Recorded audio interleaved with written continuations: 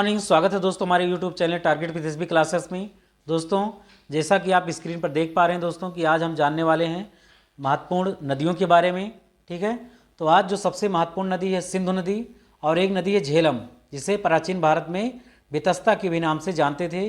तो इन दो महत्वपूर्ण नदियों के बारे में दोस्तों हम जानने वाले हैं, समझने वाले हैं। और इसके अलावा जितनी भी भारत में नदियाँ हैं, ये इन सब के बारे में हम धीरे धीरे करके एक एक करके जानने वाले हैं दोस्तों, जिसका कई पार्टों में हम अध्ययन करने वाले हैं दोस्तों। तो चैनल पर अगर पहली बार विजिट करें तो इसकी महत्वपूर्ण जानकारी के लिए आप चैनल को सब्सक्राइब कर लीजिए और हर ज़रूरतमंद के पास इस वीडियो को शेयर भी करने की पूरी कोशिश कीजिए, ताकि हमारा मोटिवेशन बढ़े और ऐसी महत्वपूर्ण जानकारी हम आप सभी लोगों के बीच में ला सकें। तो यहाँ पर सिंधु नदी और फिर इसके अलावा झेलम नदी के बारे में यहाँ पर आप इसकी लोकेशन देख लीजिएगा।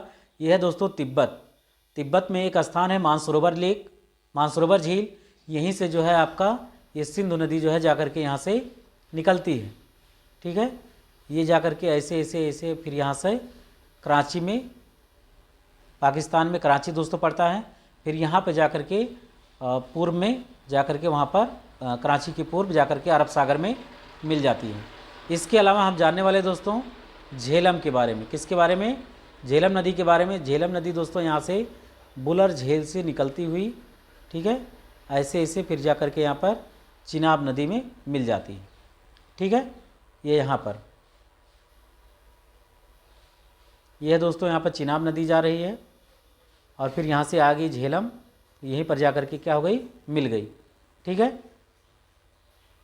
तो इन दो महत्वपूर्ण नदियों के बारे में हम दोस्तों जानने वाले हैं। आइए देखते हैं दोस्तों जो इसकी महत्वपूर्ण नदियाँ हैं, सिंधु और उसकी सहायक नदियाँ।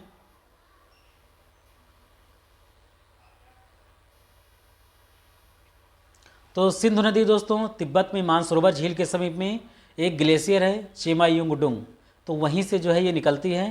फिर कैलाश चोटी की दूसरी तरफ से दोस्तों सिंगी खम्बाब और फिर दक्षिण की तरफ से गड़तंगचू नदियाँ जो है आकर के इसमें मिलती हैं। ठीक है, कौन कौन सी नदियाँ?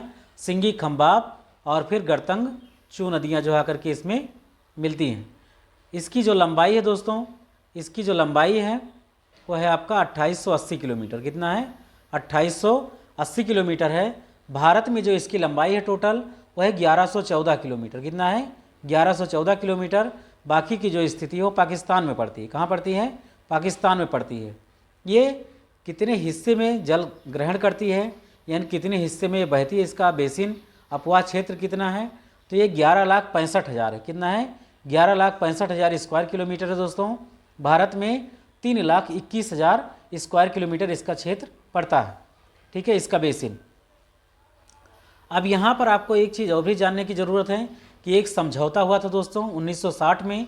इसके तहत भारत सिंधु और फिर सतलज, सिंधु और झेलम नदियों का और फिर रावी नदियों का, चिनाब नदी का केवल 20% भाग ही उपयोग कर सकता है। कितना?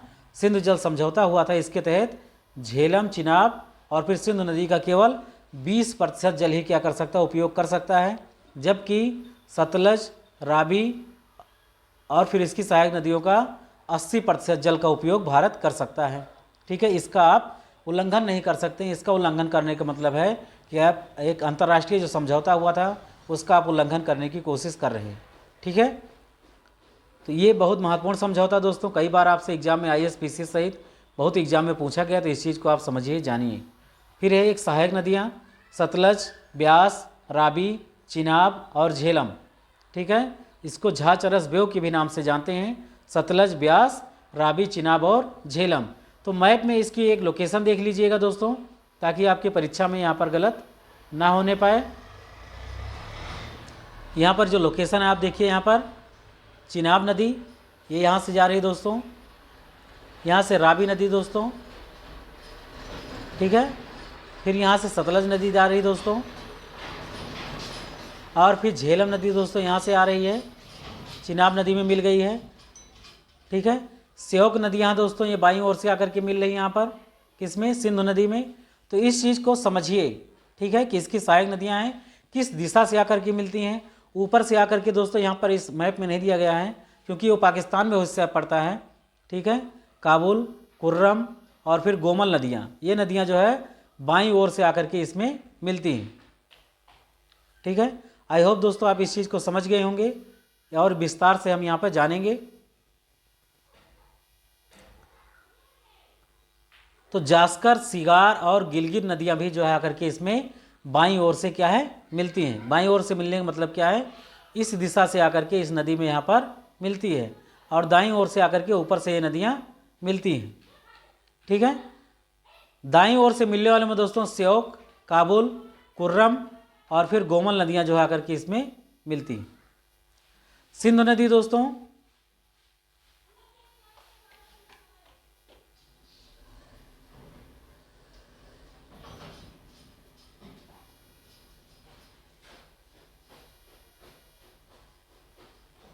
सिंधु नदी दोस्तों पाकिस्तान में दक्षिण पश्चिम की ओर बहते हुए ऐसे जाती है दोस्तों। तो ये हिस्सा दक्षिण पश्चिम का ही है। ऐसे बहते हुए कराची के पूर्व अरब सागर में मिलती है। बंगाल की खाड़ी में मत लगाइएगा, अरब सागर में मिलती है। कहाँ मिलती है? अरब सागर में। फिर एक दूसरी महत्वपूर्ण नदी है दोस्तों झेलम नदी। कौन सी नदी है? झेलम नदी है। इसके बारे में भी आप यहाँ पर जानिए। तो ये भी सिंधु नदी की सहायक नदी है दोस्तों झेलम नदी।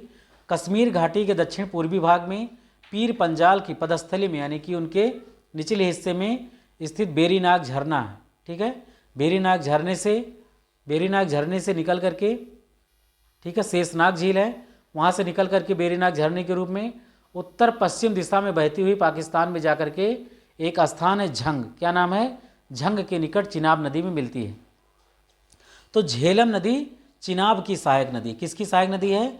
चिनाब की सहायक नदी दोस्तों श्रीनगर के समीप। श्रीनगर जो दोस्तों इसी नदी के तट पर बसा हुआ। ठीक है, इस नदी पर शिकारा या बजरे चलाए जाते हैं, यानी कि नौका गम्य होता है दोस्तों। यहाँ पर रेस वगैरह भी होता है यहाँ पर इस नदी पर। किस पे? झेलम नदी पर। ठीक है, शिकारा या बजरे भी चलाए जाते हैं। नौका गम्य क्षेत्र है यहाँ पर। इन नदी सब्जी और फिर कई सारे फलों की भी खेती इस नदी पर की जाती है दोस्तों। यहाँ पर जो नाव वगैरह चलाए जाते हैं इस पर। ठीक है, यहाँ पर एक सहायक नदी इसकी किशन गंगा। क्या नाम है? किशन गंगा, पाकिस्तान में जिसे नीलम के नाम से जानी जाती है। ठीक है, ये जो है इसकी झेलम की सहायक नदी है। झेलम को दोस्तों प्राचीन समय में बितस्ता के नाम से भी जानते थे। ठीक है, झेलम नदी की जो कुल लंबाई दोस्तों ये है आपका 724 किलोमीटर। कितना है? 724 किलोमीटर। भारत में इसकी कुल लंबाई कितनी है?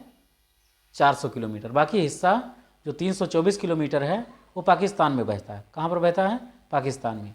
आई होप दोस्तों इन दो महत्वपूर्ण नदियों के बारे में आप अच्छे ढंग से समझ गए हैं, जान पाए होंगे। तो इसकी जो अन्य नदियाँ हैं रावी, सतलज, ठीक है, और फिर और नदियों के बारे में जो इसकी सहायक नदियाँ हैं, रावी हो गया, ब्यास हो गया, सतलज हो गया, बाकी झेलम के बारे में हम जानकारी प्राप्त कर चुके हैं। तो इन नदियों के बारे में हम दोस्तों कल जानेंगे। ठीक है, तो आई होप दोस्तों इस चीज़ को आप समझ पाए होंगे। मिलते हैं दोस्तों अगले वीडियो में बहुत जल्द। Thanks for watching. जय हिंद।